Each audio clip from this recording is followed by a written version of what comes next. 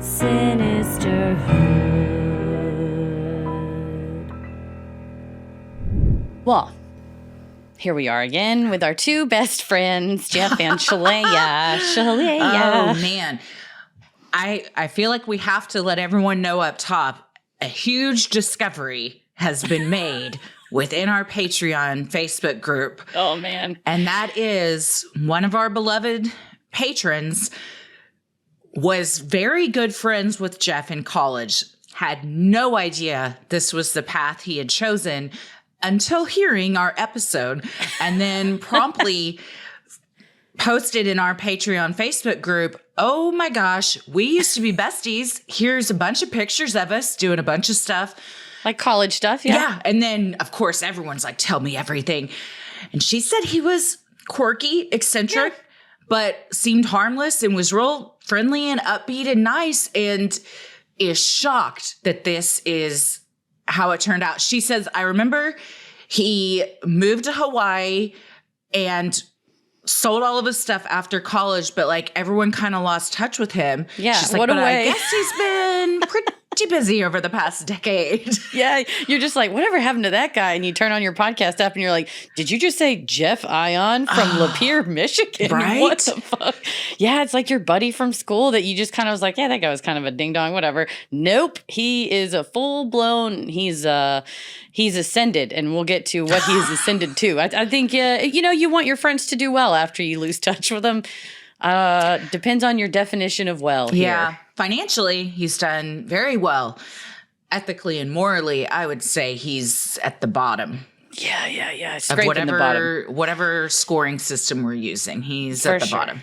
Yes, and we should, I just want to set it up. Last time, I know we had great fun roasting and burning on him. That probably won't stop. But this is where I think we will, these next two episodes, we're going to go in action by action and get into where there are some harmful behavior, certainly. And I have a lot of questions. I mean, I'm a lawyer. I should know these things, but I don't know everything all the time. So I'm going to pose some questions to our esteemed audience. And I would love input on some of the actions that they're doing and why not they may be running afoul of certain statutes, federal, state, and otherwise. Well, I'm Christy. I'm Heather. And let's get into it. December 30th, 2018 was the first in-person gathering held for members of the Twin Flames University and Twin Flames Ascension School, or TFAS. Members gathered in New York City, where many of them met each other in person for the very first time. Jeff and Shalaya led daily classes, during which many of the members would be called upon to speak about their relationship issues. When Marley was singled out, she expressed her sadness with not yet having found her twin flame. That evening, a ritual was performed among the group to call in Marley's twin flame. We remember from last time Marley is Keely's sister. Keely is got her sister involved in this. They're, probably a few years apart, but roughly the same age. The videos of this during the docuseries on Netflix and Prime are hard to watch.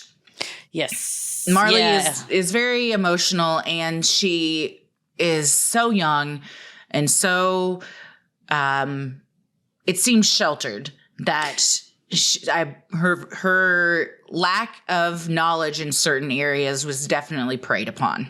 And I think that becomes a question with a lot of folks that are on the outside looking in going, how did you get sucked in? But in this case, Marley's older sister invited her to the open forum on Facebook, so it didn't cost any money. So once you get in that, it's just, death by 1,000 cuts, right? So once she's in the class or in the forum, everybody says, oh, you've got to join these classes. So then you're doing classes, and then all of a sudden you find yourself, day before New Year's Eve, sitting with all these people in a loft-looking situation while everyone has put their hands on the table and are going to perform a ritual to bring you your true love. And you're like, I joined a Facebook group. But you're so far along, you don't even realize, because it all is just normalized along the way. Mm-hmm. And if your older sister's into it and had success, that speaks volumes. As group members laid their hands upon a table, they channeled their energy to deliver the person with whom Marley was supposed to spend forever.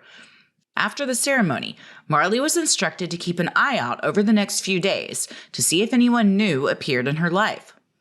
The following day, Jeff called upon Marley again during class, hinting at the fact that she may have already met her twin flame and just not know it.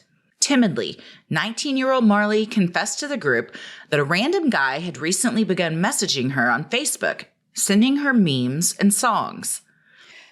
That's the danger of a leader like Jeff going, well, the next person that walks by you is probably your twin flame. You just put out something that's so easy that is inevitable to happen, that when it does happen, and then she says, oh, a thing that you said would happen, which was an everyday occurrence, has occurred. All of a sudden he's like, look at me. I am a genius. I am divine. When a 19-year-old beautiful girl like Marley probably would get messages from strangers, and you can't take that as divine messaging. No, if you're told, keep an eye out, you're on high alert. Anything new that might happen, you're like, oh, this is it, because you want it to happen, and you're looking for it. It's like if somebody's like, I bet you never see blue cars on the road anymore.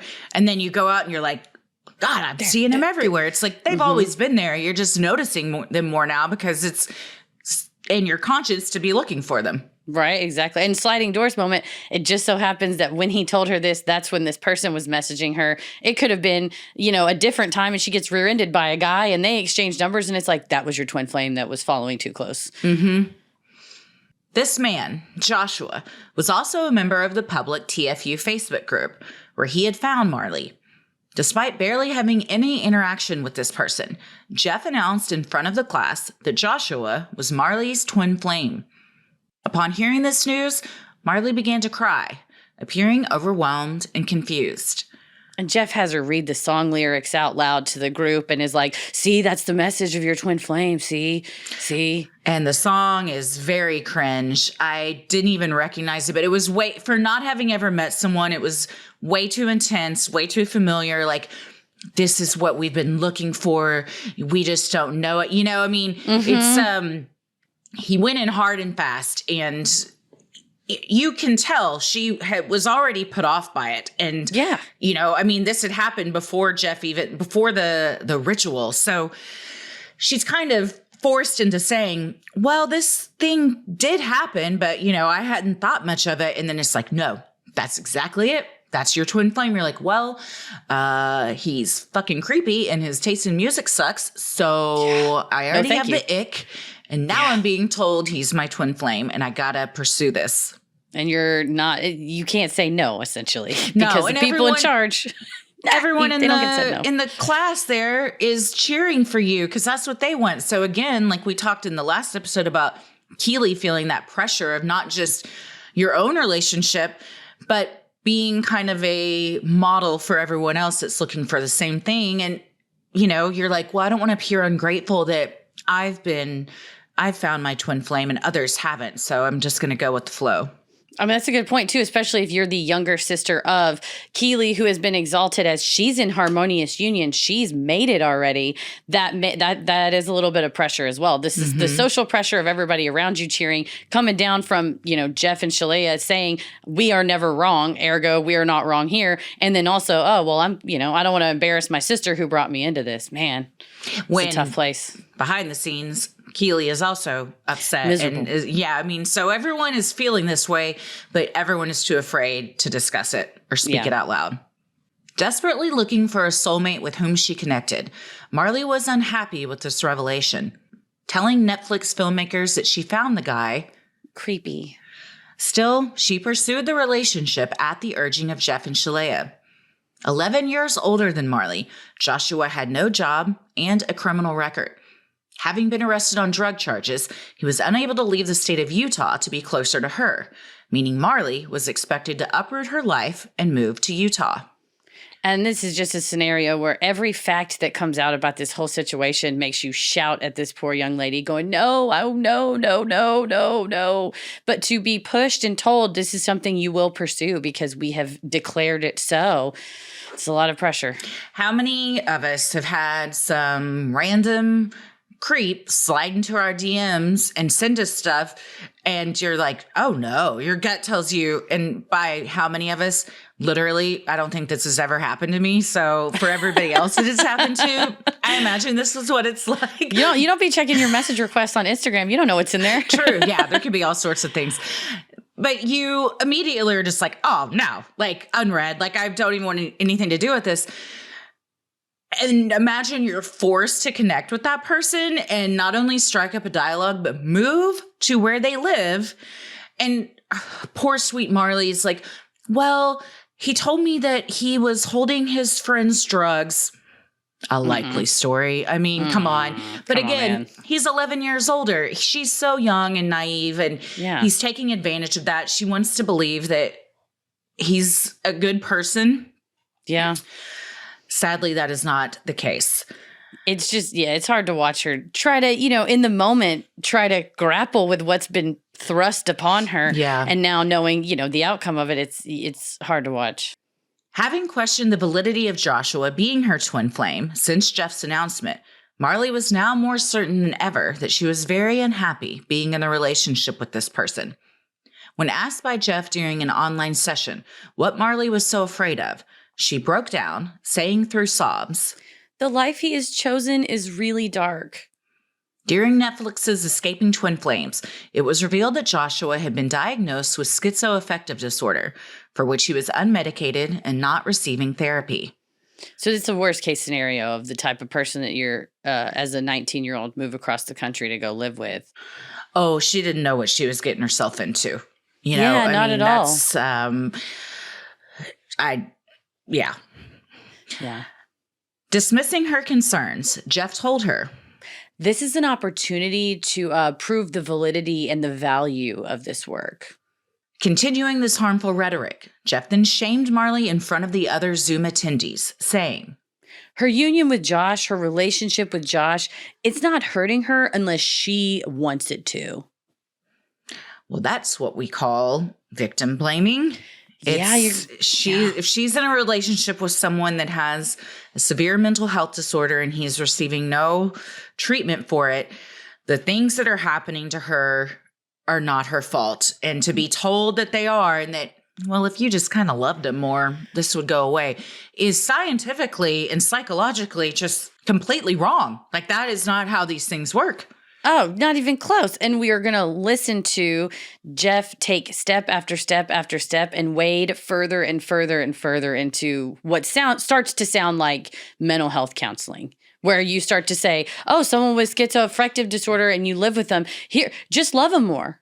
Maybe just don't be so hurt by it. And that's not a thing for you to say and charge people as much as you're charging them for it. No, especially when you have no schooling or training whatsoever in any kind of mental health counseling. No, you or your wife. No one does. During another class, Joshua sat next to Marley, his face blurred out in the Netflix docuseries. However, Marley's facial expressions and body language make it clear she is uncomfortable and perhaps scared. When Jeff calls upon the couple for an update, they describe how they have had a hard time connecting. Practically interrupting his students, Jeff abruptly announces that the new couple has achieved harmonious union. Marley told filmmakers the sad truth. It was not harmonious, even for a second. Marley decided to ask Jeff and Shalea about Josh's mental illness and how to heal that because she told Netflix, "Obviously nothing I did was working." In one video, Marley cried silently while Jeff placed blame on Marley's shoulders, saying, "As far as his mental disorder, if Jeff had a really high, happy, supportive, loving environment that was consistent, he could actually work through this." Jeff later told her, "You need to accept that this is what you have to work with." In the video, Marley only nodded, saying, "Yeah," as she continued to cry. Later, she told interviewers that she felt deep shame about her relationship, saying, "I thought it was a problem with me." Well, of course you thought that because Jeff fucking Ion Divine Indirianitos literally told you multiple times it was your fault. Yeah. You need to accept that this is what you have to work with. I don't think anybody ever has to accept that. And if you do choose to accept that, that should be your choice and not some asshole with long hair that hasn't been washed in weeks telling you that that's what you need to do. Yeah, and also saying, as far as his mental disorder, if he had a supporting and loving environment, he could work through this. And ergo, you are the problem here, Marley. Yeah. Oh, yeah. When the problem is it's not his fault, but he should go to an actual expert and not, unfortunately, these people online, charging money. He's doing Joshua a huge disservice as well by implying like, yeah, you don't need to do anything, bud. No medication, no therapy. You don't need to see a doctor. You can just, if she was a better partner, then this wouldn't be happening to you. Again, not how it works. I've had depression and anxiety for as long as I can remember. I've taken medication for decades. If I stopped that, no matter how much Tommy loved me, and he loves me more than anything, I am still going to have those problems because I have a chemical imbalance in my brain that requires medication in order to fix. It's not something that someone else's love can fix. Exactly. And also, if you have anything that a proven plan could help fix, like a diagnosed mental disorder, any number of things can be tried, but a partner trying to love you through it is impossible. And it's abusive to both people, in my opinion, to tell them that just fight through it, just love through it. Oh, yeah. You're telling somebody you just got to love them more when they're their darkest moments, violent, acting scary. And it's one thing if you already loved this person and you already had a strong relationship. Yeah, you've been married 30 years. Diagnosed with something and you're like, well, we're going to work through this together. She had zero interest in this guy. She was told like, no, from the beginning, she was like, my gut is telling me this is not the guy for me. So it's hard to, find that compassion and that willingness to want to stick this out when like, you don't have a dog in this hunt. You don't even want to be doing this, like you're not into this guy.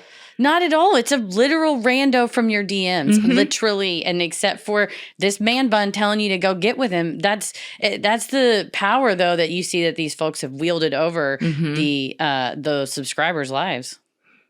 Marley called her time with Josh and TFU the most traumatic time in my life, and still struggles to talk about it. Behind the scenes, it seemed Jeff recognized how harmful Joshua was. A recorded session of a leadership meeting shows Jeff kicked back in a hoodie with his man bun, saying, we see Joshua, and I'd be like, oh no, if that was my twin flame, we'd be so fucked. But we see Marley, and she seems completely content with it, unless they try to do something weird, and then he goes, bananas. Christine Emmerich, who holds leadership positions in various twin flame entities and had been coaching Marley, agreed with Jeff, explaining, she calls them episodes. After one of these episodes, during which Josh chased Marley down and the police were called, Jeff prescribed a healing session to work through the trauma from that experience.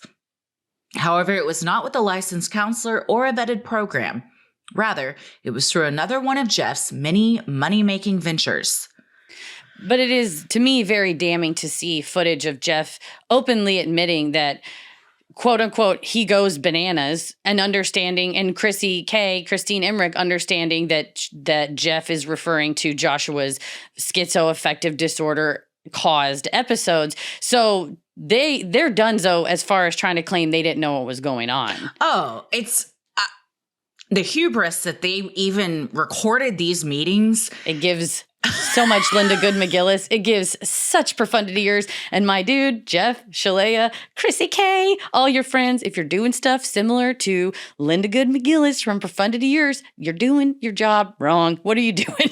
What are you doing? You can't argue with actual footage of you saying, oh, yeah, we'd be fucked. But, she seems content. The fuck she does. She's told you multiple times she's scared of this guy. She doesn't have anything in common. She doesn't find him attractive. She doesn't want to be intimate. Like literally none of the boxes you would check to say, I want a relationship with this person, she has checked. And he's by saying like, oh man, we'd be fucked if he was ours. Well, so you get it. You're saying you see why she's feeling this way and you wouldn't want to deal with it. But you're expecting this 19-year-old girl to. Yeah, pretty much. And a lot of it is, I think, based in, you said hubris. He declared that was her twin flame. He declared that they were in harmonious union. His push is, I don't want to look bad. I don't want to look like an idiot. Therefore, or not even like an idiot. You can't question my divine authority. And so who cares who gets hurt? I want this to work. And so far as it works, publicly, which is, hey, you all need to post these pictures where Yeah. you're pretending to be happy. Yes. Lots of texts from Shalea and Jeff saying, you need to post pictures. Same with Keely. We need to see pictures of you both online. You need to tell us how happy you are. And thank us in every post. Yeah. Thanks for ruining my life. They had to go to the next in-person gathering that happened like a year later and pretend that everything was fine when it's not at all. No. And that's so hard. I mean, I've been in relationships before that were, toxic behind the scenes, and you get a sense of distance between yourself and your loved ones because you aren't really able to be authentic in how unhappy you are. And so, for purposes of covering that up, you sort of continue on going, no, it is happy, which then later on you've gotten yourself into a real pickle because you're like, well, I can't tell them I want to leave because I've been telling them I've been happy this whole time. Now they're all going to think I'm a liar or I'm crazy or whatever. And just a PSA, if you're in that situation now, nobody thinks that. Get out. It's always better as soon as you want to get out, just say it. But unfortunately for Marley, being marooned, half the country away from your family and friends, and for the only support that you have to be a group that says, do the mirror exercise, and then now do this new trauma healing session with my new program, it's just going to set you right back on that same path you're on. With people that, again, have zero training in any of this. It's as if we told everyone, hey, guys, if you've had PTSD, just hit us up and we'll give you some advice and you'll be fixed in an hour. Full stop. Please don't ever do that. We are not qualified to do that. And in fact, no counselor ever, no therapist would ever say, that has gone to a Harvard PhD is not going to tell you in 1 hour, I can fix all of your PTSD. That is not how shit like this works. And it's wild that he would even put that out there as if that's a possibility. Wilder that people believe it. Yeah. But when you are that down and that depressed, I think you're often willing to believe anything. If somebody holds out a hand, they're like, hey, for $1,000, you'll never feel like this again. And you're that low, you're going to consider it. And he knows that. Mm-hmm. Oh, he knows that. Well, you're right. It's a copy and paste of Twin Flames is, oh, you're so lonely. Would you pay $1 million or even $1,000? People say yes. Oh, you're so to be with somebody. And then the next question is, oh, you're so depressed. Would you pay $1,000 not to feel that way? And that's where MAP comes in. Sinisterhood will be right back. Well, I know we get a lot of compliments all the time on the art and the videos and stuff for the show, and I gifted my beloved Paris a masterclass subscription, and I saw him the other day looking at a graphic design course on masterclass from a top-rated expert, and I thought, well, this is the gift that keeps on giving back to us because he's now going to make even more beautiful graphics for us. I love that.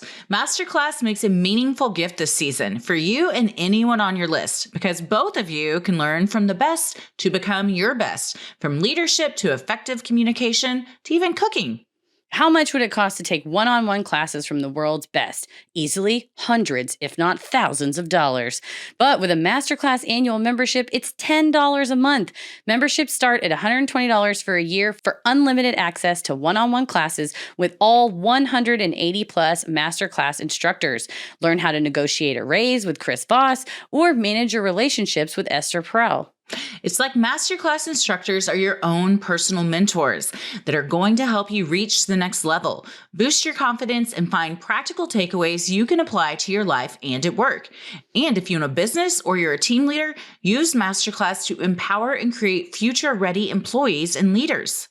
I love Masterclass, and you will too. There are over 180 classes to pick from, with new classes added every month. The one Paris is taking is David Carson. It's design, aesthetic techniques.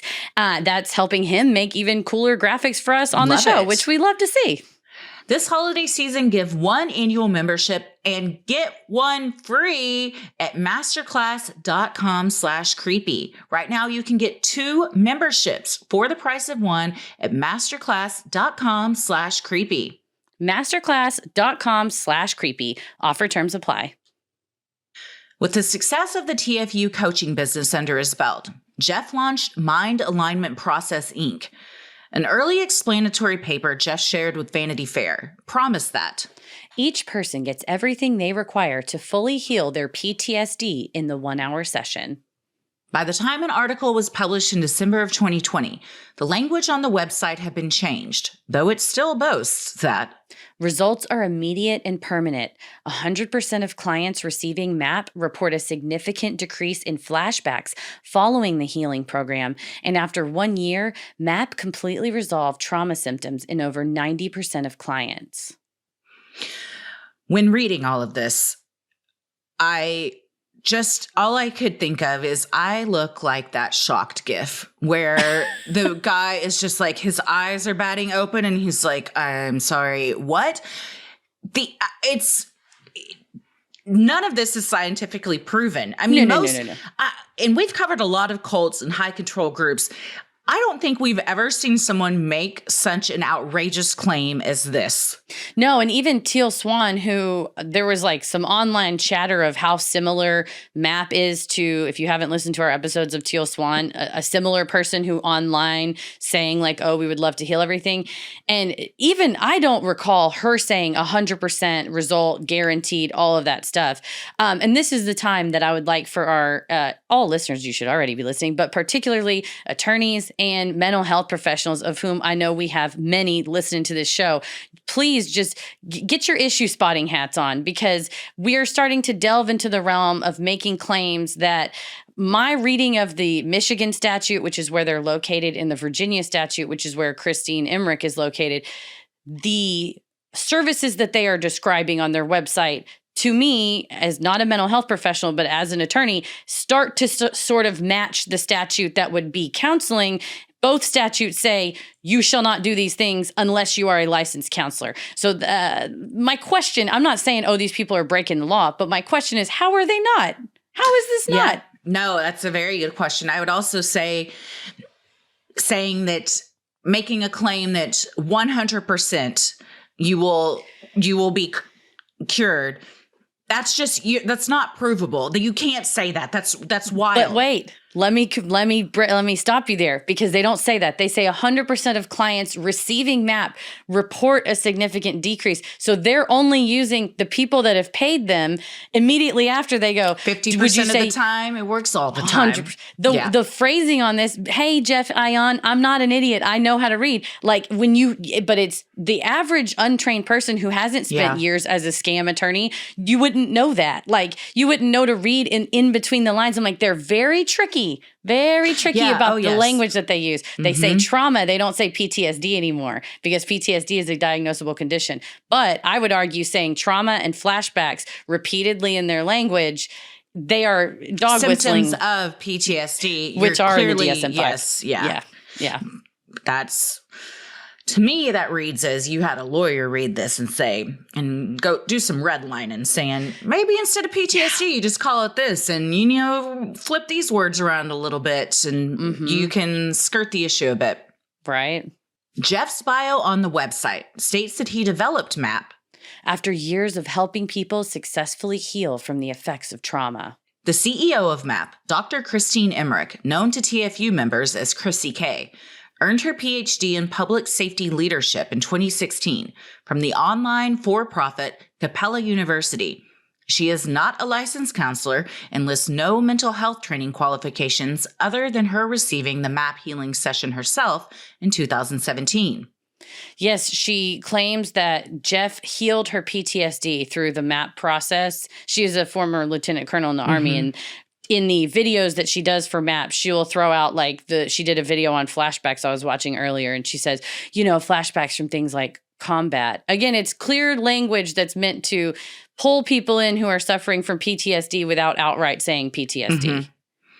MAP's director of training is Christine's husband, Jason Emmerich. His bio on the website touts his culinary experience and years of mentoring those in the food service industry.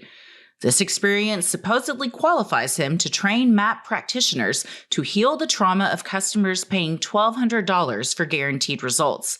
In footage shown on Netflix, Christine, a former member of the military, mentions a friend she has at the Pentagon to whom she and Jeff may pitch MAP. Jeff replied saying he could license MAP to the government and then become A billionaire. That's his only goal. And it has it's been money. since he was 10 years old, when he was obsessively watching and probably jerking off to Warren Buffett videos. Can't prove it, but he definitely was. I can't prove it, but I would also like bet my house that he was. So, but that's all he's ever been concerned with is money. Yes. From telling people he could cure them of cancer for, $1,000. That's all he cares about. To anybody that is in this group. Yes. Please understand, he is not sincere. He does not give a shit about you or your problems or helping you heal from your problems. He just cares about money. That is Which is it. Our opinion based on the facts that we have seen. Just pretty much, I mean, the language he uses over and over, I don't think it's unreasonable for us all to infer that he is financially driven from all the videos where he's trying to do like a broke-ass version of MTV Cribs. Oh, my God. To comments like this, to the sales emails and the voicemails that he did with people. He is a money-driven fella, and it's really a bummer when you see love being used to manipulate people and, the want for love, but it is wholly dangerous. And again, I shall ask, how is this not running afoul of the statutory requirements of licensure in these jurisdictions to use mental health as a way to get money from people? Yeah. Yes, I have the same question. And I hope that the FBI does too. Yeah, somebody call the FBI. For real, though. Well, I'm sure they're aware of these people. I think they are. In video testimony on the MAP website, client Lacey Maps claims that while talk therapy and DBT treated her symptoms, only MAP healed her trauma.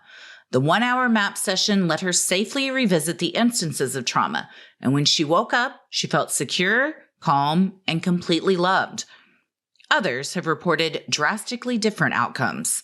Ex-member Lene, who during her involvement with the group served as the director of statistics for MAP, told Netflix, Mind alignment process was specifically going to be used for people who had diagnosed PTSD or trauma. You were going back to the traumatic event with a MAP practitioner. That's what they called them. Marley was subjected to these healing sessions, which she described to Netflix as the mirror exercise on steroids. Her results were reported back to Jeff. In a MAP leadership meeting with Jeff, Chrissy K explained what Marley disclosed in the private trauma healing session. Regarding the, quote, episodes that Marley's violent twin flame Joshua exhibited, Christine had advised Marley, from my perspective, you need to continue to ground. It's really important for you to ground and continue to ground into the mirror exercise and the work, and that will help the episodes move through him peacefully. Again, how is this not, I don't know. I don't think you should be able to say things like that to people. I don't think you should be able to guarantee results. I don't think you should be able to have these testimonies on the website. If that does not exist as a regulation, I wish that it did. Yeah, this whole researching this more than I have in a long time, maybe since Jehovah's Witnesses, just the amount of jaw drop moments and me throwing my hands up and yelling at the TV of like, what are you talking about? Also, these aren't even actual suggestions or words. Well, you just need to keep grounding. What the fuck does that mean? Bitch, I'm standing right here. I'm standing on the ground. I'm not on a trampoline. It's just these cult words that they throw out that mean nothing, but in their jargon that they've been taught, it's just like, well, just keep telling them to ground. And through this, Jeff's like, yeah, exactly. That's what they need to do. Yeah, and do that. You're also, again, well, you need to do the mirror exercise so it moves through him peacefully.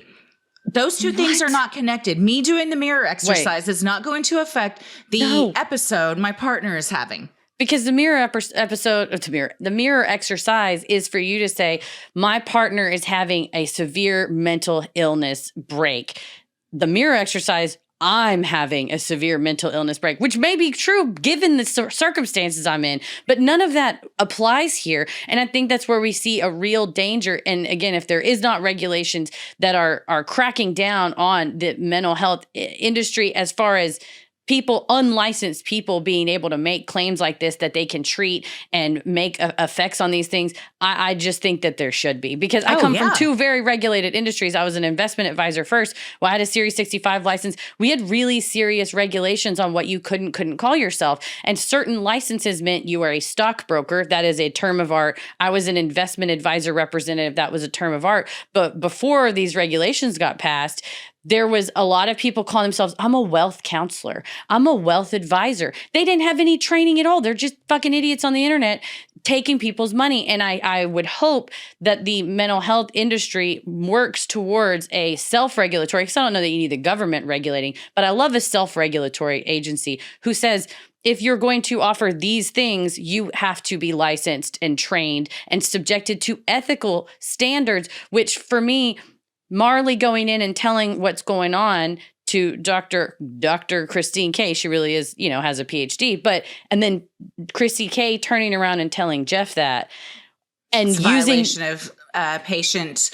Yeah, she's not a patient confidentiality. Though. Yeah, but also there are 100% ethical guidelines that psychologists and mental health practitioners have to follow. There are oaths you take. You have to have degrees to be able to do certain things, even to prescribe medication. That's a different degree than if you are just counseling people. I mean, you absolutely have to follow a standard set of guidelines and procedures to be able to legally call yourself this and charge money for people to have your services. Mm-hmm. And it's shocking to me that someone is doing the behaviors of diagnosing and treating these mental illnesses or things that are listed trauma, and they're not licensed and they're not subject to any of that stuff. It's scary stuff.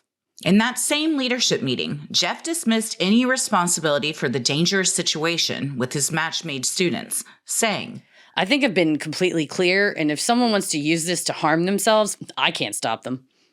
Meanwhile, journalist Sarah Berman uncovered in her investigation that Jeff and Shalea were making claims that medical and psychological issues could be 100% resolved with only twin flames and MAP methods.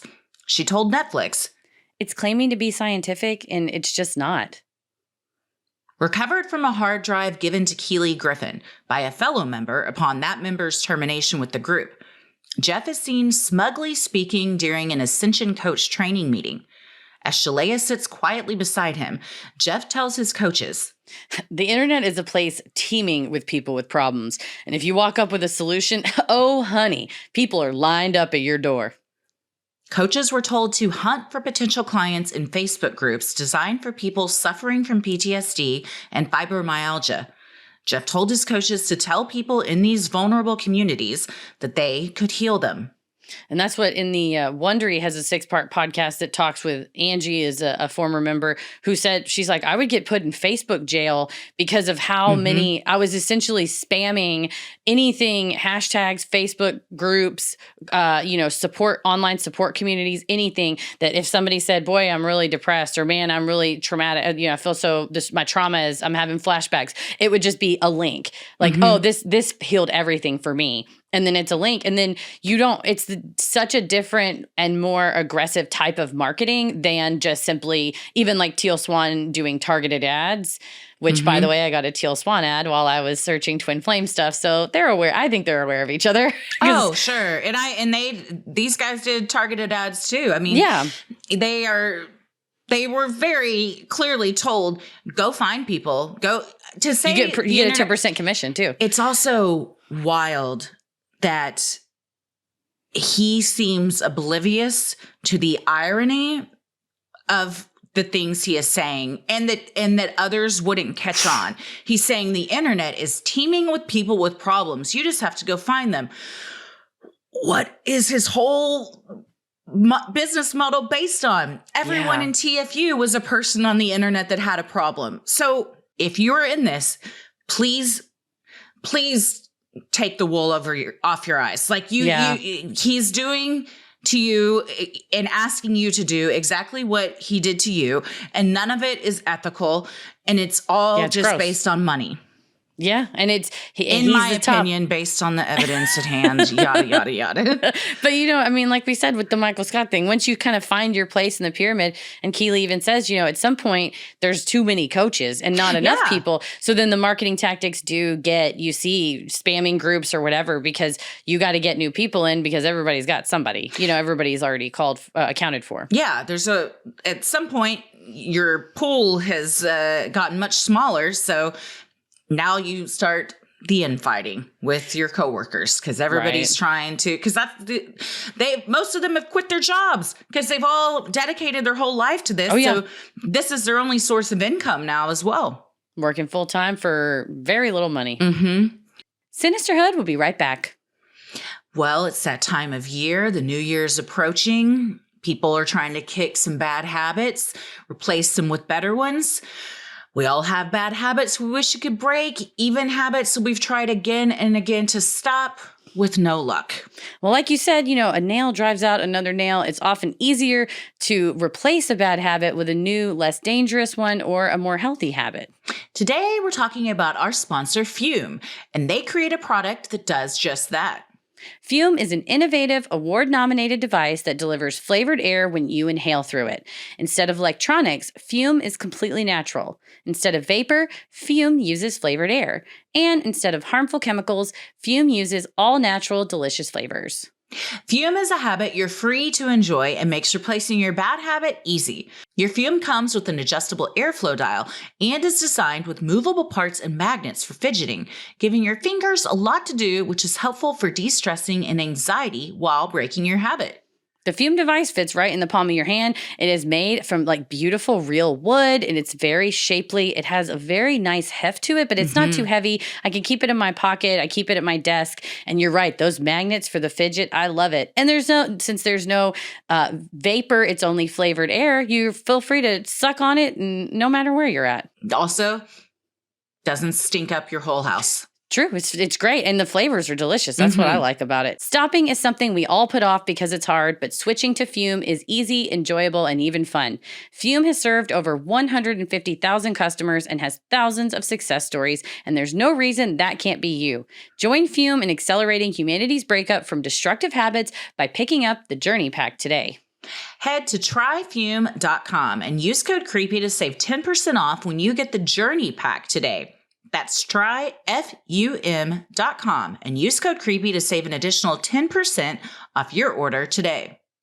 One student repeatedly expressed her struggles with depression in the TFU Facebook groups. Coaches would encourage her again and again to do the mirror exercise. The student was scheduled for a MAP session with Jeff, but died by suicide in April of 2019. In text reviewed by Vice, the group's leadership determined it was best not to memorialize the woman. The former chief security officer for TFU, Victoria, explained to Netflix that the woman's suicide was attributed to her not doing the work. And while there was compassion, it was a choice she made. Yeah, this is the danger. Let that sink in. It's a huge danger, and this is the worst case scenario. And this, in the series, they show the post she made, and she's very clearly saying, is anyone else struggling this much? I'm really depressed. And you just have people going, oh, you just need to ground more. You just need to do the mirror exercise. Oh, so you mean I need to tell myself I'm the problem and this wouldn't be happening if I didn't want it to. If you're already in having suicidal ideations and then those are the exercises you're given, that is very dangerous. And exactly. And I think the fact that the MAP website has an article on depression on it that says, are you feeling depressed? And it says, you'll get relief, significant relief. And on the article on the MAP website with the information on depression, at the bottom is a link to the Beck Depression Inventory, which is a diagnostic tool used by psychologists. And they have the citation underneath the link that says, click here to take the Beck Depression Inventory, with the actual citation to how it is a legitimate psychological tool. Bitch, and I get those targeted ads on Instagram all the time. No. When you click on it, it's a fucking Google form and it sends your answers of your depression inventory to fucking MAP. So So they are using a legitimate psychological evaluation tool on a website targeted at people for depression, claiming that they can treat depression. And how is this not counseling without a license? I'm so confused. I just don't know. I don't know, but it's like you can't do that. Like, and all of their hashtags on all the map posts are hashtag PTSD, CPTSD, mental health advocates, mental health journey. It's just all of this stuff designed to target people at their lowest, and this is the absolute worst case scenario of that. For sure. Former member Keely Griffin told interviewers for Netflix that Jeff and Shalea planned to buy land in Michigan where followers could live together and produce golden children with other members. When some couples who were unable to conceive naturally put out requests for donor sperm in the Twin Flames forums, they specified a preference for donors who had also achieved harmonious twin flame union. However, Jeff and Shalea soon declared members were not able to have golden children without their permission. A spreadsheet was created where the couple's income and finances were tracked. Only those who achieved a minimum combined income of $10,000 per month were allowed to become parents. Keely purposely lied about her income to avoid being told to have a child. She later recognized this as an early sign of wanting to leave the group. And anytime Jeff and Shalea are like, we're not a high control group. This isn't a coercive control group. Well, you control who people's relationships are. You now are controlling who they can have kids with and when they can have their kids. I think this is called eugenics. Yeah. At some point, yeah. Keely was also told she needed to participate in a MAP session to try and help her get over her resistance of being intimate with her twin flame. She told Netflix that was also when Divine Dish was introduced to her, yet another one of Jeff's business ventures. According to Keely, members were told to eat foods that would ground us, to feel reconnected with their bodies. Nothing more than a daily meal plan. Jeff boasted about Divine Dish in a Facebook post. Cook and eat your way to harmonious twin flame union and a wild, passionate sex life right here. Subscribers are charged a $100 monthly fee and are responsible for buying the ingredients and cooking their own meals. I'm out. I had to cook my own meal for $100. I'll do that for free. What? No. Also, you have to buy the ingredients. So you're paying $100 a month basically for this idiot's recipes. Yeah, hopefully they're Jason's recipes. He may not be at all qualified to train mental health, whatever, mind alignment practitioners, but he's got a lot of culinary experience. Yeah. Maybe he can write you a recipe. But for $100 and no ingredients, nah. I thought that they mailed you ingredients, honestly, until I realized it was nothing more than recipes. No, it's just recipes. You got to buy the ingredients. You got to follow the recipe. And I don't know that, I mean, even if Jason was in charge, these meals were not nutritionally balanced. They're meant to ground you. Yeah. Well, they're meant to ground you and make you feel full and foggy-headed and bloated to where you can't get up and do anything, and you can't better yourself in other ways because you feel like such shit. So you just keep going back to the well over and over again. That divine well. Consisting mostly of carbs and red meat, Keely told filmmakers that she gained 70 pounds in 9 months. She had been instructed by Jeff. You have to eat all of your food. Other Divine Dish members also rapidly gained weight, many of them suffering health problems due to their new meal plan. Keely told Netflix, I didn't have control over my body anymore. And you're right. Even though Jason knows how to cook, that doesn't mean he's a dietitian or a nutritionist. Yet again, another area where you're like, you have no qualifications to be doing this. And it's sad that you see the people that participated in this did it absolutely at the behest of Jeff. Of like, they were told that it would be not, hey, this is his whole thing. His whole argument all the time is, well, I'm just offering stuff, and if people can do it or not do it. But in fact, we see in the text messages and audio and the testimony from the people that were involved that it was not anybody can do it. It was, oh, do you want to be happy? Well, if you want to be happy, you have to do the meal plan too. You want to be harmonious. You got to be grounded. Well, the higher ranking coaches as well were pretty much told, like, if you want to keep your position, you got to pay for all of these things. You got to try all these things out. So she's one of the leading coaches. They're like, well, now you got to do this. Okay. I mean, what are you going to say? No. I mean, no, you can't, because you're supposed to be selling it to the people underneath you too. Yeah, that's a good point. I didn't even consider that. It's not just, oh, if you want to be happy, do this. It's if you want to keep your role, which now you have all these coaching clients underneath you, and that has become your only source of income because you don't have time to work a job. Mm-hmm. Keeley was later tagged in a Facebook post by Jeff in which he nominated her and her twin flame Colby as the new CEOs of Twin Flames Universe. The promotion seemed to be merely a title, as behind the scenes, Keeley was told she would be serving in an admin role.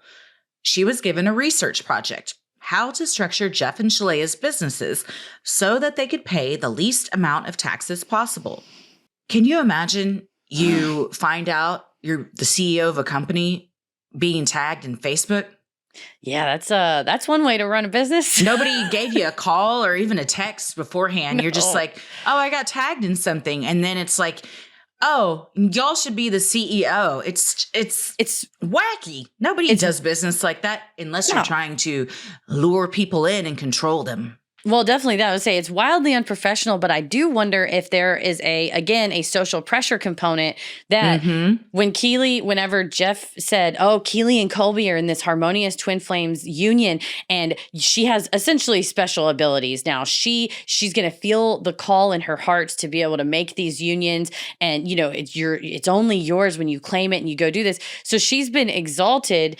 And then now, instead of asking her behind the scenes, hey, do you want to take this role on? And she could say, oh, no, I'm too busy. I got some other stuff. He has declared it. And he put her on blast. And now she has to say either no publicly or be like, okay. Yeah, absolutely. It's like a contentious relationship doing a proposal on the kiss cam at a basketball game. It's like, oh, man, I got to say yes or not. Just say no. Just walk off. The amount of times I have thought about what I would do in that situation is kind of stupid because you're already married. I'm already married. But even before that, like, what were the odds that it was going to happen there? Mm-hmm. But I always was like, I think I would say yes to avoid public humiliation. And then immediately afterwards, when we left the game, be like, I'm sorry, but that's not happening. Yeah, I cannot. Feel like, but you said it on Kiss Cam. Yep, Kiss Cam is what happens on Kiss Cam stays on Kiss Cam. Yeah, what happened in that arena stays in that arena, and it is null and void once we cross the threshold. This aligned with what Jeff said in one leadership meeting shown in the Netflix docuseries, in which he admits, I've got the solution. We're going to turn part of our company into a religion. And in this way, I don't have to pay people. I can just have volunteers. Just before the pandemic began, Jeff and Shalea launched the Church of Union on January 1st, 2020. Again, the GIF. Yeah, here we go. I'm you're that GIF. I'm the GIF of Leonardo DiCaprio on the couch in the Once Upon a Time in Hollywood where he's like, pointing at the TV. Because I'm like, that sounds like maybe it could be tax fraud. I don't know because I'm not a tax practitioner, but I talked to a tax attorney because I was very curious about this. And I just said, just on the off chance, say that you're a church, to the government, but then, I don't know, publicly on the #1 streaming Netflix show, you're seen going like, I'm just going to turn it into a church for all these what happens then? And she said that the IRS has whistleblower statutes that oftentimes if you make a report to the IRS and says, hey, I have knowledge based on this, that these people are perhaps structuring things in a way to inappropriately take advantage of the tax code, you get a percentage of that, of the money back. So I don't have any actual knowledge, but boy, if anybody was up high at Church of Union or Twin Flames or any of that, they could stand to, if there was something going on and they, submitted the report to the IRS, they could stand to gain some money from that. In January of 2020, an affiliated church called the Church of Union was created. Its website features Jeff and Shalea on a page titled, Our Gurus. The site explains, we believe our gurus were sent by God from heaven to bring us the teachings of union and partner with us in creating heaven on earth. Their authority comes from the results of their work, which completely transforms the lives of all those who sincerely engage with it. Twin Flames Universe was born, and so was the sacred Church of Union that embodies these teachings and marries twin flames in harmonious union who live the teachings of Twin Flames Universe. According to court filings, at the core of COU's faith and teachings guided by Jeff and Shalea are the divine revelations, texts compiled and authored by Jeff and Shalea. The church entity was later incorporated in the state of Michigan in 2022, with Christine and Jason Emmerich listed on its incorporation documents, but no mention of Jeff and Shalea. The organization also applied for and received tax-exempt status from the IRS in 2022. And that's another question I have. I only have limited information based on public filings, but if you go to the Michigan Secretary of State website, you see all the businesses Jeff has incorporated. I had to make a table of them because, Divine Dish is one, twinflamesuniverse.com is one. They have a consulting one that looks old. They have Divine Gaming. But when I searched Divine his Gaming name is, I believe, video game stuff. He wants to make video games to promote I think at the end of this, he's trying to get enough money to make video games or we'll save it for part 3. I think he wants to either write a film or a book. Anyway, it's silly. We'll talk about it in part 3. But for this, I was like, it didn't come up. The Church of Union didn't come up when I searched his name. But then when you search Church of Union, it comes up and the Emmerichs are listed. And the same because with the IRS, if you're a nonprofit and you apply for that, your tax returns are public, as is your initial letter saying, yes, you are tax exempt or whatever. So my confusion was they launch off the church, Jan 1, 2020, but the IRS status wasn't until 2022, as was the organization. So I don't know what's going on here. It's an interesting thing to have a nonprofit church and perhaps trying to run the for-profit entities through the nonprofit church, which happens. Churches do that a lot, and depends on how you structure things and the facts and circumstances, whether that it's legal and legitimate to do that. But I just I don't know what's going on here. It seems like, in my opinion, you would put other people as the CEOs because you don't want to take the fall for stuff. You're trying to, I'm not saying you're money laundering, but something in that same type of category of trying to skirt around certain things. You're talking about limitation of personal liability for there sure. You go. Yeah, that's a good way to do it. On the flip side, let's just put Twin Flames aside for a second. But if you look at Nexium or something like that, when you have high-ranking participants / possible victims, participants signing off on documents, if and when the federal authorities come in on RICO charges, which is the, racketeering, basically the mafia statute that they use when there's a large group of people committing crimes like they did with Keith Raniere and Nexium, whoever's signing those documents, you might get swept up in that because your name's on the line. It doesn't completely absolve, the person who told you to go and sign that. And if you have evidence of that, whatever, that's more facts. But it certainly was interesting, the limitation of personal liability, which, maybe he's just a good businessman. But a lot of times if you walk by a dumpster and you smell rotten fish, it ain't full of sunflowers. So there's something going on. I don't know. Maybe not. I've never heard that expression, but it'll live rent-free in my head from now on. Sinisterhood will be right back. Well, sweatpants season. Yeah, it's that time of year where you're like, oh my. When I'm sitting on the couch and I realize Simon's just been rubbing his hand up and down my leg because he's like, what is this sensory box I've found that I've never felt before? I'm like, oh, maybe it's a time to go use my Athena razor. Yeah, you're like, I did not realize how long it has gotten. But that's where Athena Club Razor comes in. It has thousands of 5-star reviews from customers. The magic with Athena Club starts with the razor blades. They're surrounded by a water-activated serum with shea butter and hyaluronic acid, so you get a silky smooth shave that actually leaves your skin soft and hydrated, not strip dry, which is a problem for me in the wintertime. I'm very sensitive, extra sensitive in the winter, but Athena's got my back. For sure, me too. The razor kit is only $10 and comes with 2 blade cartridges, a magnetic hook for shower storage, and your choice of handle color. I have rose gold, I've got navy, but they've got so many colors. They got neons, pastels, chic black, white, whatever style your bathroom is, or maybe you're looking for some stocking stuffers. Throw one in there. So, somebody's favorite color, maybe they just got a new bathroom. They remodeled. Give them something to hang in their shower. That magnetic shower hook storage clunker is my favorite little thing. I love it so much. It's so satisfying. Just like the fume with the fidgeting, you just go, and it keeps it away from tiny fingers. It's so great. And the great thing about Athena Club, you never have to worry about dull blades because you get refills sent on your schedule. Just choose how often you need fresh blades, and Athena Club will send them automatically with free shipping, so you always have the best blades for the best shave. You got to get the Cloud Shave Foam too. My legs get so dry during the winter also. This not only helps you shave better, but it leaves your skin so hydrated and nourished. And I am obsessed with the scrub that they have now too. Ooh, I love to just scrub it all over myself and then put on my foam and then shave. And it's like you had your own little spa day. It's a spa day at home. Well, if you're ready to upgrade your shaving experience, switch to the best razor on the market and show your skin you care with Athena Club. Head over to athenaclub.com and grab your razor kit today, or you can find Athena Club razors at your local Target.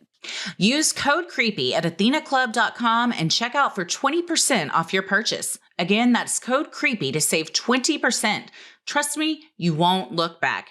Happy shaving! It was during one of their early days online sermons that Shalea announced she had received a jaw-dropping message from God.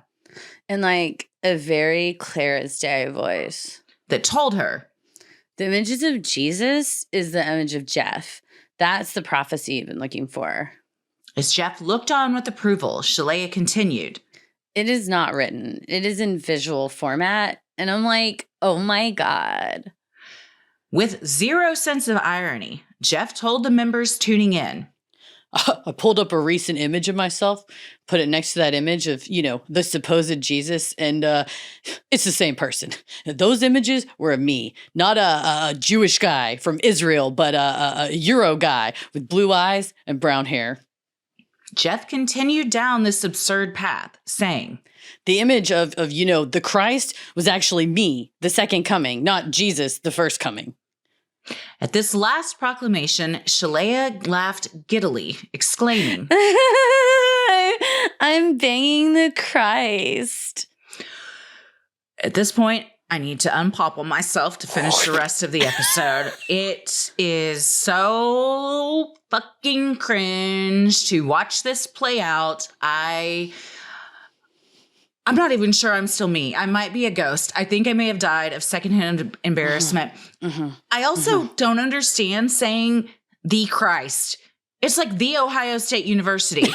Don't besmirch them. Don't besmirch that good university. Christ. I'm banging. Yeah. The Christ was actually me. Would you just say Christ was actually me? Yeah, that doesn't really make sense. You wouldn't say the Jesus. The Jesus. It wasn't that on. You don't fuck with the Jesus, man. It's from the Lebowski. Unless you're from the Big Lebowski, and then you can say that. You can fuck with the Jesus. And also, this ain't gonna sit right with a lot of people. I mean, you can say a lot of things, but when you start saying you're the second coming of Christ, that's also from an outsider's perspective who's covered quite a few cults. Ding, ding, ding. Huge red flags. I'm raising the red flag. Just now we are saying we are Christ-like. We're not just Christ-like. We are the Christ. Like, yes. We are now Christ. So it's taken on a whole new level of convincing people that you're something you're not. And also how disrespectful to people that are in this, that are of many different religions. For Shalea then to be like, I'm banging the Christ. Fucking gross. First of all, never, ever, ever, ever, ever again talk about your sex life, because I'm going to throw up in my mouth if I think about the two of you being intimate in any way, shape, or form. It's the worst image I've ever had in my head. Whenever Jeff's like, when you're having sex and you're like, and his head all goes back, and it's like, stop it, man. I hate it. You're not funny. Smeared with pink glitter eyeshadow and fucking matte purple lipstick. Yeah, no, this whole scenario, it's in, and you hear, like you said, the people who signed up for what they thought was a self-help group, that we're not completely all in. I think this might be kind of a bridge too far. But I will say, if you are trying to cultivate a community of people who do not question you, setting yourself up as a Christ figure is the way to go. I mean, he's taking it out of the playbook. But for those listening who are like, I would never get wrapped up in this. Honestly, the folks that got wrapped up in this, he wasn't saying this on Facebook or YouTube. The memes they were posting, the videos they were posting, they're like a dorkable, quirky couple. And then by the time you're so sunk in, one lady said she ended up paying $20,000 to become a coach. Mm-hmm. By the time you're so sucked in, you hear that and you're like, well, shit. It's the whole cost sunk fallacy. Like, I mean, sunk cost. Yeah. At some point, you're like, well, $20,000 is a lot of money. Am I going to just now bail on this whole thing? Unsurprisingly, some members took umbrage with the couple's announcement. Those that did were told that they needed to heal their blocks. Indeed, any type of disagreement with Jeff and Shalea's teachings or ideas were not tolerated. When Keeley raised the topic of an umbrella nonprofit entity overseeing multiple for-profit businesses being a problem, Jeff told her that she just had a block and that any perceived consequences were imaginary. I'm Leonardo DiCaprioing again. I'm like, yeah, Keeley knows what's up. I mean, well, I would advise when the people in the blue windbreakers with the big yellow letters on the back come and talk to you, you tell them that they just need to heal their blocks and let you go. Yeah, let's see how that goes over when the feds show up. You tell all of them to heal your blocks. And then they're like, you know what I'm going to heal? My foot right up your ass. So come on out and let's just do this the civil way. I'm the master Christ. Yeah. Tell him that in the pen. Like, okay. All right, Jesus, get in the back seat. Like, but I'm banging the master Christ. Also, get in the car. You're also going to jail. You know what? We're suck. To be clear, we don't know that they've committed any crimes. I'm just asking the question, have they? Was Keeley right? And if they were, then all that would happen. Mm-hmm. Jeff continued to berate members in leadership positions during a senior coaches meeting. During the recorded meeting, Jeff demands more of his underlings, saying, stand up, grow a spine, scream at some people, harass people, demand their respect, shake them until they listen. Otherwise, they won't lift a finger. You'll have the laziest fucking squad of morons. Cult expert Dr. Yanya Lalich shared her professional expertise with Netflix. What happens in a high control group like this is that it's not just the leader who abuses the members, but in the end, everybody, in a way, ends up being a perpetrator because you're groomed and trained to go after each other, to report on each other. The abuse becomes, in a sense, very widespread and very normalized. Dr. Lalich and I had the exact same reaction at the exact same time because they show her watching him yell at these people like this, and she just goes, oh. Like, what? And that is so, you are like, there's nothing appealing about this dude. You know, like so many other cult leaders, they're charming, they're good looking, they have some kind of like appeal about them. I'm sorry. It's just you're just so earnestly just being like, I'm looking, man, and he ain't got shit. There's nothing about this guy that should make anybody think I need to put up with this. It's okay for him to talk to me like this because he's some Christ-like guru. Nobody that is your boss in any job should speak to you like friend. this and demand things like this. And also speak about the people that are also his students who are under your coaches like this. You'll have the laziest fucking squad of morons. I certainly wouldn't want to hear myself being talked about that by the top level person of this group that I was enamored with and had dumped my life savings into.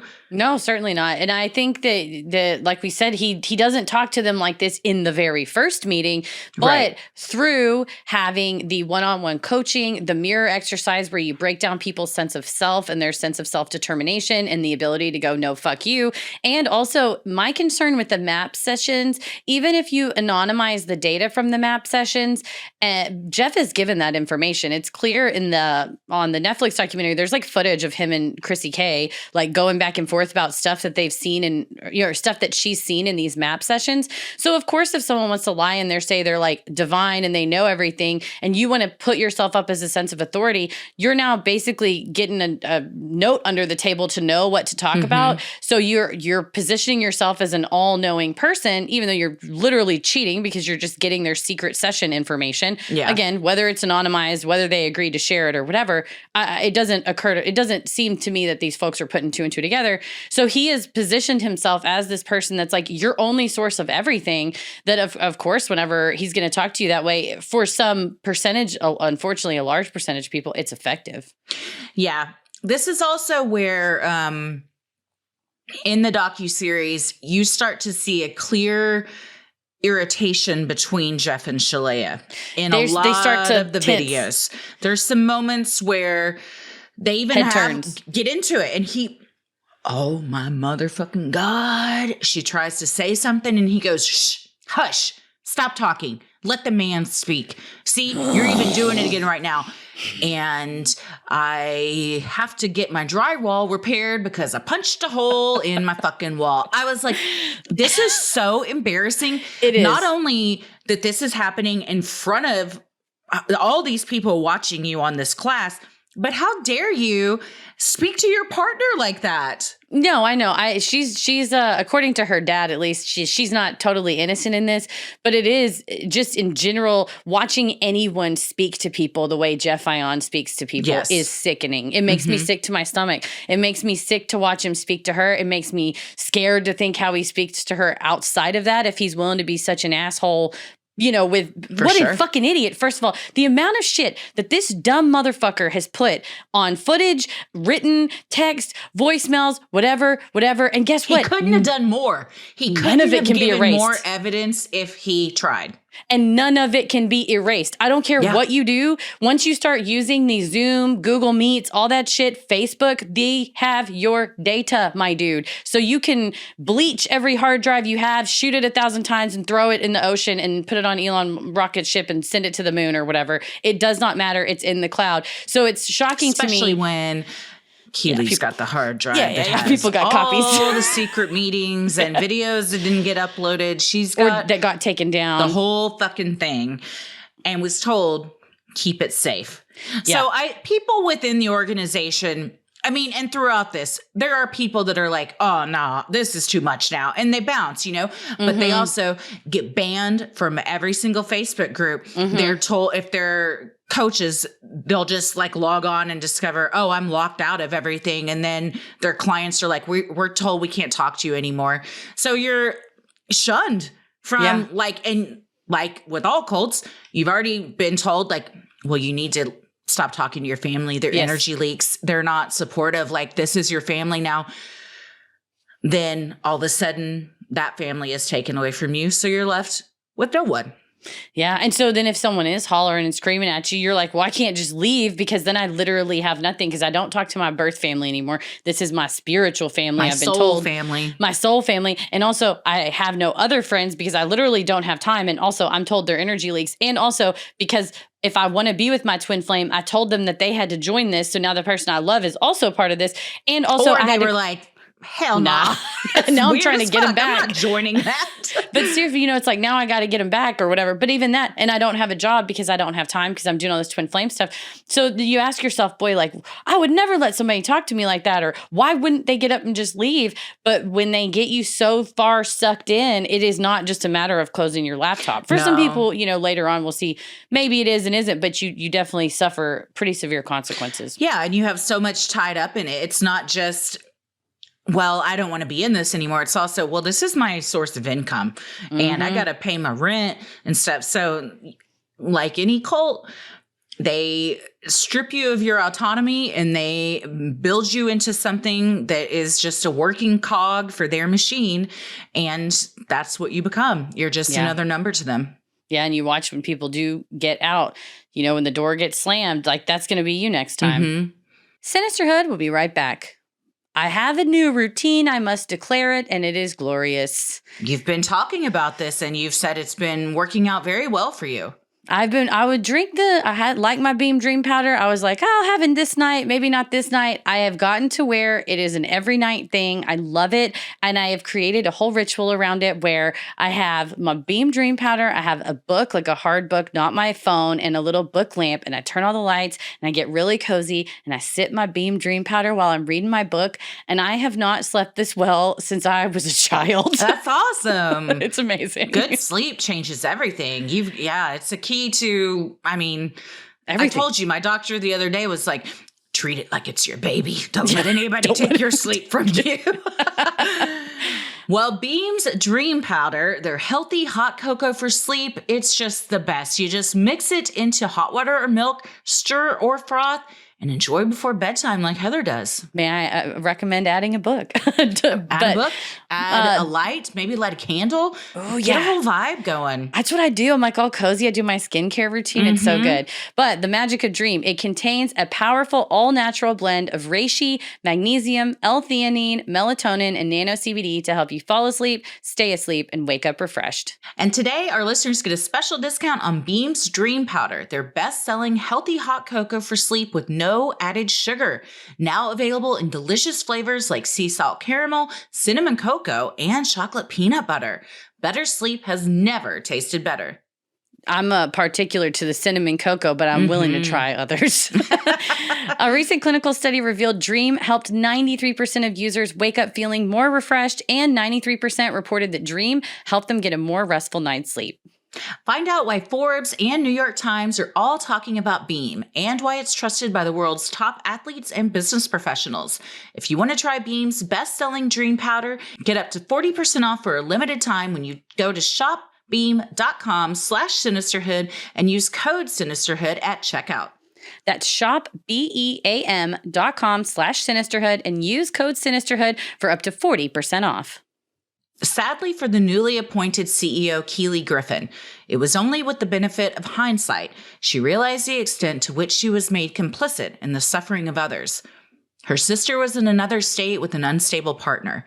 Keely herself was struggling with her own relationship issues while being expected to maintain a happy image online. But things got even worse. Operating under the orders of Jeff and Shalea, Keely had great news for her coaching clients. Their twin flames' names had been channeled. Jeff and Shalea had composed a list of new twin flame unions. Even better, everyone on the list was already in the group. However, for some of the people on the list, this news was confusing. Although they had been assigned female at birth, Jeff was pushing them to identify and present as male, with specific instructions on how to do so and devastating consequences for those who refused. So what do we think? Well, at this point, we can do a little a checklist of all the ways that twin flames and Jeff and Shalea control these folks' lives, which is through their partner and their sex. They control that. They control. We'll get into part 2, the concept of divine masculine and divine feminine. Part 3. I'm sorry, we are in part 2. In part 3, we're going to talk about that. And we'll see how that factors into this gender thing. But as far as that training is what makeup to wear, how to do your hair, what clothes to wear, they're eating the divine dish food. So what you eat is your family is your spirit, your soul family, not your birth family, because that's the toxicity and energy leak. Friends, you see if people leave the group, they're shunned. So this is now your only friends. Work, you got to work for free. You fucking morons, do more, sell more, 60,000 a month. Now your religion, because Jeff's the master Christ, he's God. Your habits, if things are going bad, you should really be doing the mirror exercise. Your privacy, your secrets are being revealed in these map sessions, and then they're being spouted back to Jeff. And in Marley's case, her housing, where she was living, you're told move across the country, and she was not at all the only person that was told to do this.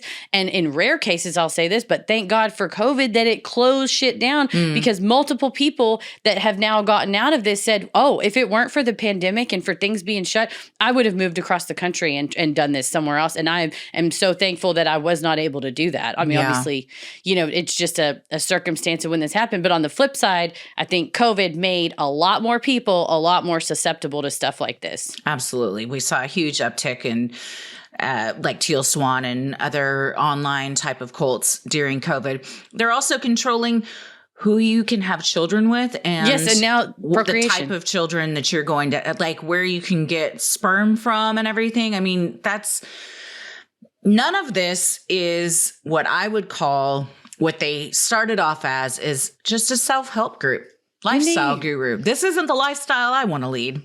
No, and it's taken a turn, and you see the more people get more. I want to say they put more of themselves into it because they're told the end of your suffering is spending more time with us, spending more money with us, doing more work. And it's really sad because they are, by they, I mean, Jeff and Shalea are targeting people who traditionally will always be a ready market. People looking for love and people looking for happiness. And or neither of those things. People that are very depressed and are looking for help. Yeah, and none of those things can be just bought. They're all things that are earned in various ways, but we all want them to be bought. And when we're all at our most vulnerable and desperate and saddest, we think, when I was single, I bought a couple of, like How to Get the Man books, which is like so embarrassing, but also like it's not because first of all, it worked. What was the trick that you learned? You know what? It wasn't even a trick. It was this guy, Matthew Hussey, who's this British guy on YouTube. And I don't believe everything he says. And I think his book was like $5 and not everything was great. But at no point was I like, oh, this guy tells me I need, and maybe he does. Maybe he's even worse and didn't coaching, but he's on like radio shows. He'll be like, I don't think he's on Kid Craddock, but he'll come on like, the morning shows kind of thing and be like the relationship guy. But a lot of it was having value in yourself. Don't drop your own likes, dislikes, your own schedule for a man. If a guy is trying to get you to booty call at 3 a.m., say, no, you can take me out. Like a lot of it was reiterating, having self-respect and making sure that you have boundaries and saying, I'm not comfortable. There was like a whole chapter of like, because I wasn't online dating before that. I'm like, how do I online date? And it was like, if a guy sends you dick pics and you don't want to respond, but you don't want to piss him off, like here's things to respond of like, oh, yikes, like, whatever, stuff like that. So not dick pics, but a guy's like asking you for like nudes. Send sexy pictures. And, you think he's being flirty, but also you're like, I don't want to do that. So anyway, a lot of it's just rooted in like, believing in yourself, not believing in yourself, but having self-respect. And, for the cost of $5, whatever, it's a book I can look at or not.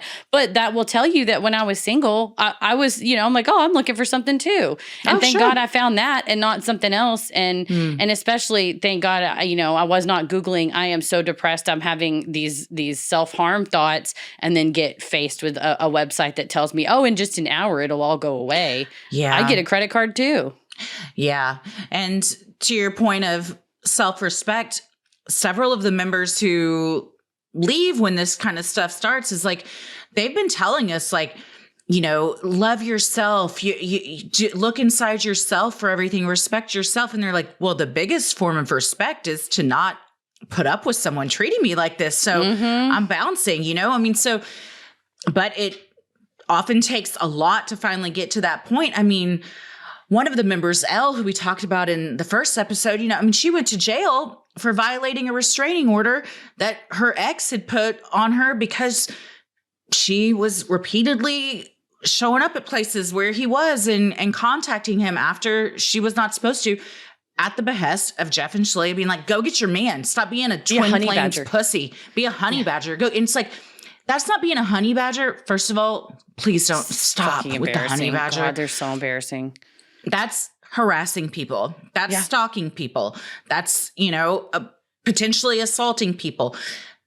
It's not, they treat it like it's fun and games. Like you would when you're in middle school and you're like, oh, you like him? Just go over there and kiss him. Like, just see what happens. It's like, we're assault, adults, so. bitch. We can't do that. Like, if somebody doesn't want, like, you got to do consensual things here for it to be on the up and up. And if somebody is repeatedly telling you, I am not into you, stop contacting me, then you have to stop contacting them and move on and find somebody else. But if you've got people that are like, no, don't move on, dig in harder, show up to his house, bring him flowers, tell him you're not going anywhere, offer sex. It's like, what are you talking about? And these are all things that they encourage their people to do because it's like they tell them they're yours. That person, You've that's claimed your them. man. Claim them. That's your property. Go out and get it. Don't be a pussy. Go out and get it. That's where I don't understand how we're not crossing into criminal territory.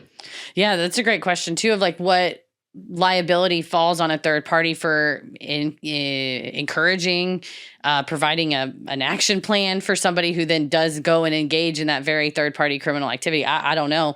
And especially when it happens across state lines, although, to me that speaks federal, that's, the federal jurisdiction when you're availing yourself of the means of interstate commerce. You're using the internet to do these things. And she's in California and you're in Michigan telling, what happens when a guy in Michigan tells a lady in California, go out and commit a crime? Like, I don't know. Like in this case, it seems like nothing, but yeah, to have her, really going after that, the victim in that case and him saying, I'm going to get a restraining order. And she sent back, the only restraints I need are in the bedroom. No. Like, and the voicemails and stuff again, there's footage of Jeff saying, oh, you've really got to go out there and get it. So that's a great question. And my question also goes back to the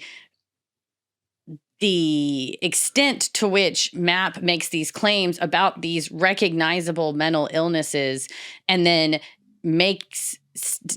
literally offers it to where people can be cured or healed or fixed. I just don't understand how that does not run afoul of practicing counseling without a license. Like I said, I'm ignorant to the law. I need help. I don't know everything. And so I call upon our very smart lawyers listening and I call upon the FBI. Yeah. Let's do that. Let's just call them instead. I would love for them to get involved. And, there's a ton out there now, and like one of the moms who was interviewed that her daughter is still involved when Jeff's like, oh, we're spilling the tea in one of his videos. And then she gets interviewed after being sued by him. We'll talk more about the legal stuff in episode 3, but she's like, oh, the tea's getting spilled now, isn't it? And I'm like, fuck yeah, it is. You were trying to think you're so smart and you can pull one over on all these people and you're just this business Christ guru. Bitch, Business Christ? Your Business Christ is a show I would watch. Caveman Lawyer, Business Christ. You need to have this crossover. Why hasn't it happened yet? I just imagine him. He's going from the something to the boardroom. He's going from the cross to the boardroom. Yeah. Oh, from day to night.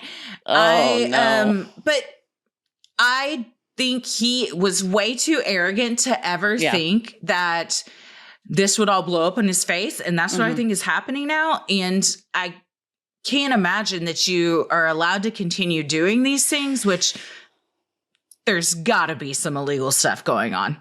We don't know. Maybe it's like I said, if it stinks like a dumpster full of fish, it's not full of sunflowers. Not full of sunflowers. I just made that up, honestly, when I said it earlier. It was just coming out. I know.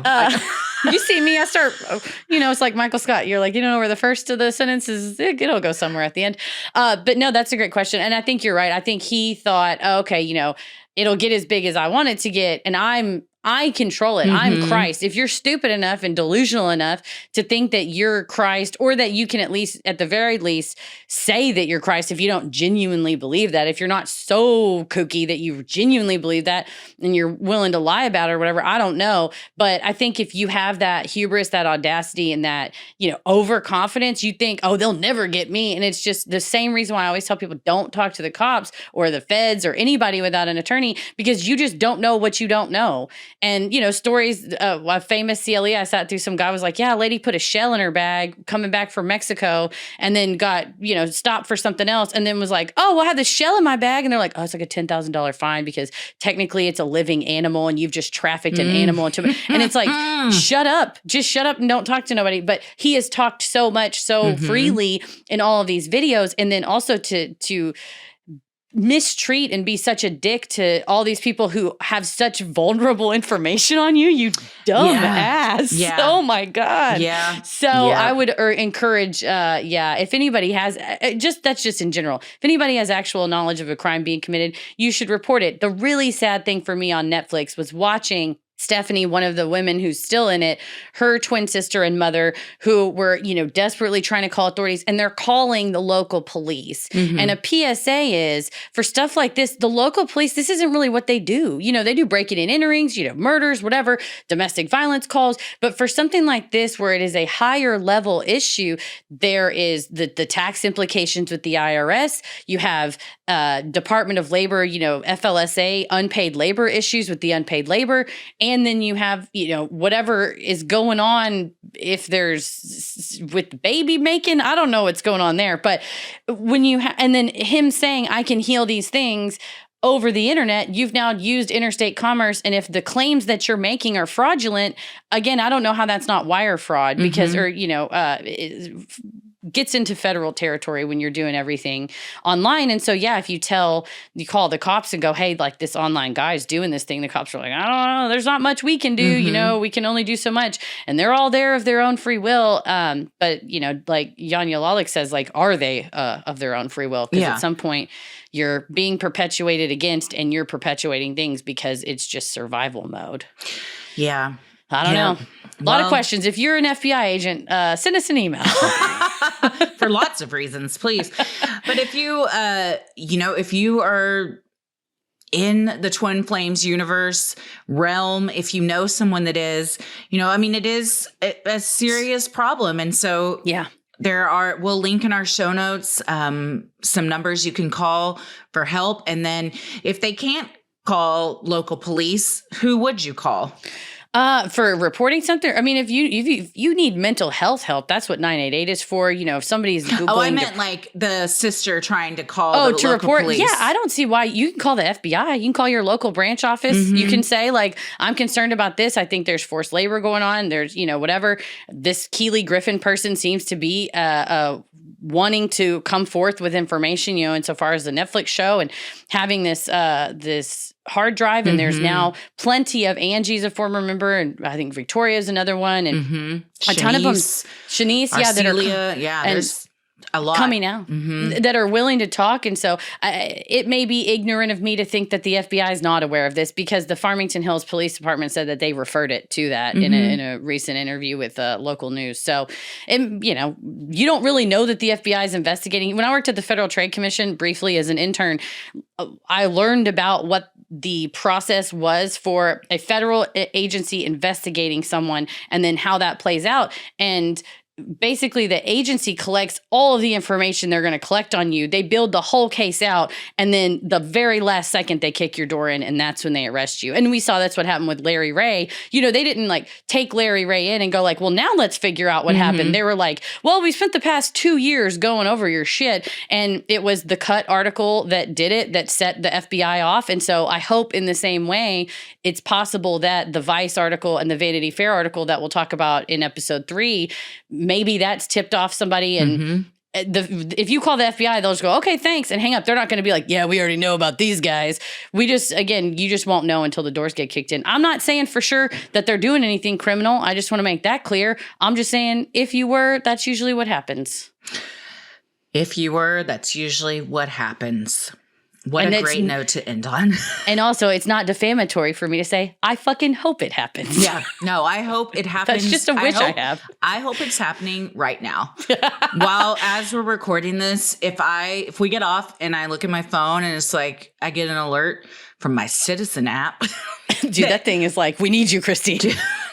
It's now started alerting me to places that are not just within like a 5-mile radius of me, like other a crime states. has happened in Tampa. You're like, okay, I'm sad for them, but what am I supposed to do? So I hope I get an alert that's like, they've been shut down because they are very dangerous and problematic, and they're hurting a lot of people. Yes. And people that need help. So certainly. And to reiterate, if you've been victimized by them, it is not your fault. No. You have done nothing wrong. I mean, you were led down a path. Like we always say, snake's going to snake. They're going to bite. And I hate to think anybody feels, I'm sure it's part of it that you feel deep shame about it, but I would encourage you to turn that shame into power. Tell your story as loudly and as much as you can, because it's only when we do that we can take that shame and turn it into something that we can work with to help other people make the world a better place and extinguish the twin flames for good. And with so many people coming forward in these docuseries, hopefully that'll inspire others as well. You're not alone. Well, tune back in next week for part 3 when we talk more about the gender reassignment nightmare that is next, as well as legal stuff. And then also, hopefully, an update that their door's been kicked in. Yeah, we'll see. But right now, all their comments are disabled. Interesting. Oh. This episode of Sinisterhood is made possible with the help of our amazing patrons. If you're interested in supporting the show, consider joining our Patreon. You'll get access to ad-free regular episodes, weekly bonus content, you're able to vote on episode topics, join our monthly live streams, and more. Keep it creepy. Mwahaha.